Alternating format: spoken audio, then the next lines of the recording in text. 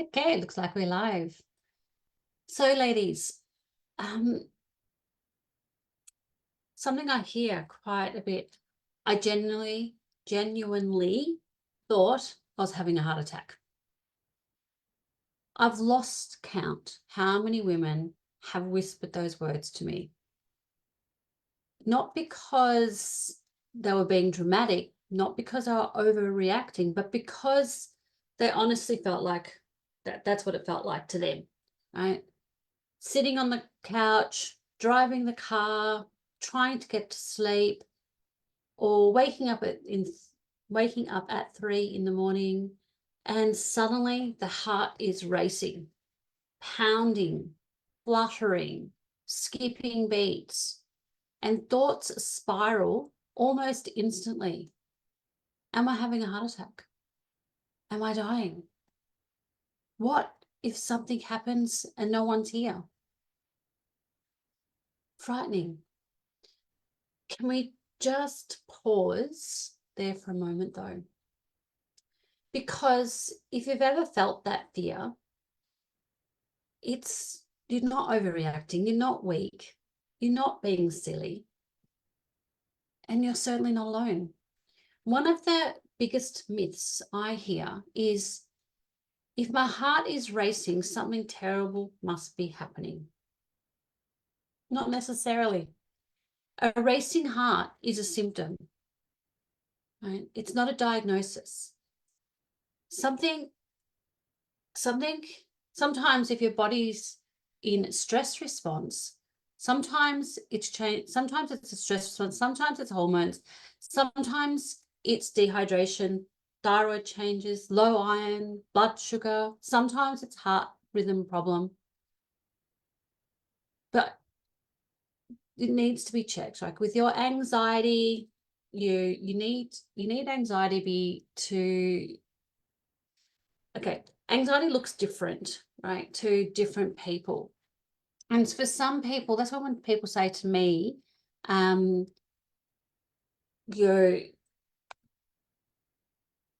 I feel anxious. I'm like, well, how does that feel to you? How does anxiety feel to you? And some people, anxiety is shortness of breath. Sometimes it's bloating.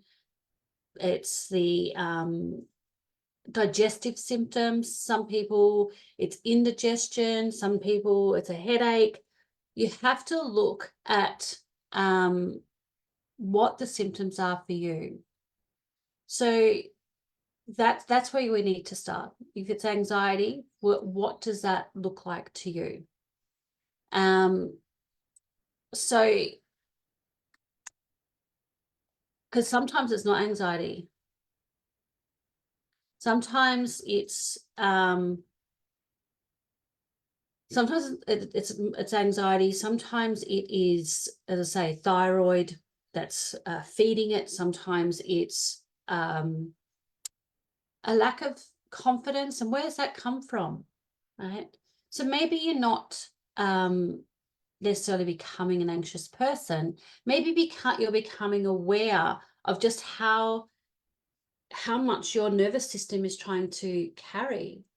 For years, you've been the capable one, the dependable one, maybe the organizer, the carer, the one everyone else could rely on. And you kept saying yes.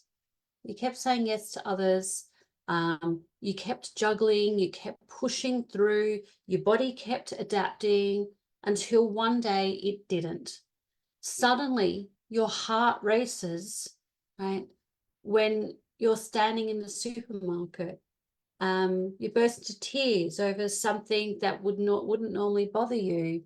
You wake at 3 in the morning with, as I say, with your mind already running on overtime. You feel on edge for no obvious reason.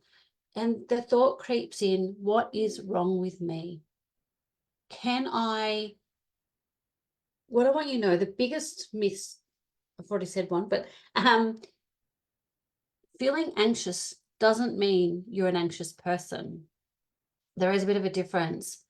And it doesn't mean you're weak. And it certainly doesn't mean you're losing your mind. It means your body may no longer be able to have the same capacity to keep adapting in the way it used to. Another myth you may hear all the time is, people say, I've always coped. I've always managed. I've raised kids. I've been the manager of company. I've been the CEO. I've run businesses. Why can't I cope now? Right? I used to be the capable one, but your body at, say, 52 isn't the same body that carried you through your 30s. Hormones are changing. Sleep is changing. Your nervous system is often your nervous system has often spent decades responding to pressure without enough time to recover. Life has happened. Parents aging, children leaving home, relationships changing, careers, grief, loss, responsibility, menopause. Didn't create all that. It simply exposed those gaps, right? Exposed the gaps that had been quietly widening for years. And perhaps the saddest myth of all is when people say, it's all in my head, or people are told that it's all in your head. Get a grip. Get over it. No, anxiety is experienced in your mind, but it's felt through your whole body.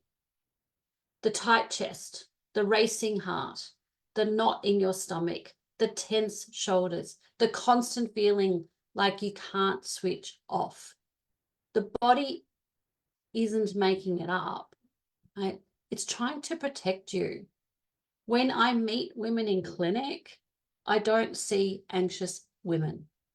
I see incredibly capable women who have spent years putting everyone else first.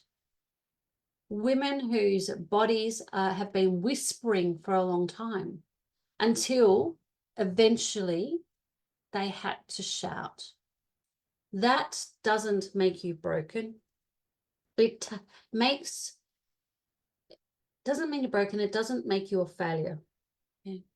It doesn't mean this is simply how you are now. It means your body is asking for a different conversation. One based on understanding, not judgment, on curiosity, not criticism. Because the goal isn't to become a woman that you were 10 years ago. The goal is to become well in your body, in the body you have today. So if you are struggling with anxiety or think it's anxiety, I ask you to think about, what does it feel to you? Okay? What does it feel like? Where does the anxiety reside in your body? And how are you responding to that? Because as I say, symptoms tap, tap, get louder and louder till they shout at you. Is it affecting your digestion, your sleep, your muscular tension? Where do you feel the anxiety? How's it presenting itself for you? And that is where you can start to undo. And then we can look at ways to mitigate that anxiety, because it is real. It's not all in your head. Okay. All right, ladies, I hope that that's been helpful in helping you understand what might be happening with those anxious thoughts of yours.